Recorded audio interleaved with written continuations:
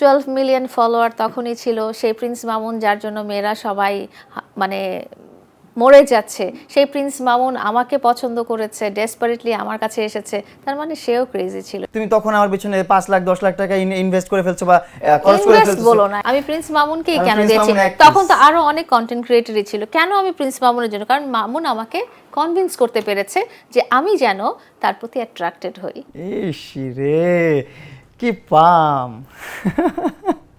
আপনার কখনো কি মনে হয়েছে মামুন আপনাকে আসলে প্রকৃতত ভালোবেসেছে, না আপনার সম্পত্তির প্রতি তার বিশেষ কোনো আকর্ষণ আমি আছে? এখন পর্যন্ত চিন্তা করতে চাই যে মামুন রিয়েলি লাভ চিন্তা করেছে। করতে চাও কেন? এখন পর্যন্ত চিন্তা চাই, করা বিকজ লাগে না। এখন আমাদের মধ্যে তো রিলেশন নাই। যতদিন রিলেশন ছিল তখন আমি বলেছি যে হ্যাঁ, মামুন আমাকে সত্যিকার ভাবে ভালোবেসেছে। কখনো আপনার মনে হয়নি যে কখনো মামুন আবার আপনার কখনো অর্থ আবার সম্পত্তির মনে দিকে হয়নি। তার অনেক মানুষ বলেছে, অনেক হ্যাঁ। ইন্টারভিউতে গেছি, সবাই জিজ্ঞেস করেছে মনে হয় তোমার টাকার জন্য গেছে, তোমার কি মনে হয়? আমি সববারই বলেছি যে আমি কখনোই এটা বিশ্বাস করতে চাই না। কিন্তু টাকার জন্য কিন্তু আমাদের সম্পর্ক শুরু হয়েছে। আমি কখনোই বিশ্বাস করতে চাই যে না। বললে কথা, এটার আপনার প্রত্যুত্তর কি? প্রত্যুত্তর আমি বলি, এটা মানে পজিটিভ আছে, নেগেটিভ নেবেন না।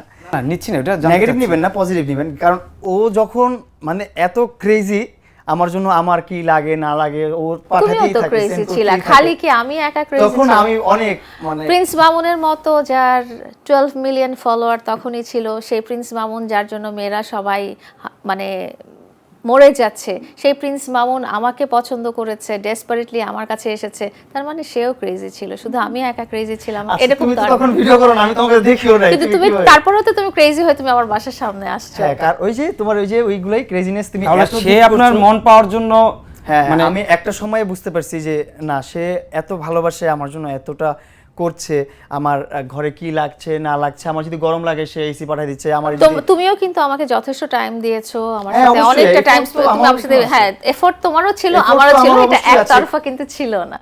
এফোর্ট তো আমারও আছে, কিন্তু আমি কিন্তু বেশি উইক হয়েছি তোমার এই কেয়ারনেস গুলো দেখে।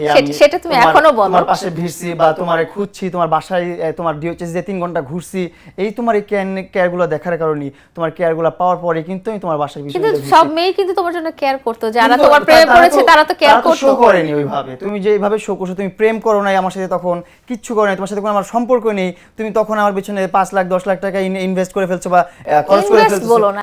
যাই হোক, যাই বলা যায়, খরচ করে ফেলছো বা কি ভেঙে ফেলছো। তখন জিনিসটা তো আমার ভাবার বিষয় যে আমার লাইভে এসে মানুষ গিফট করতেছে, সেটা একটা অন্যরকম বিষয়। লাইভে এসে যখন মানুষ গিফট করে, তখন মানুষ দেখানোর জন্য অনেকে গিফট করে।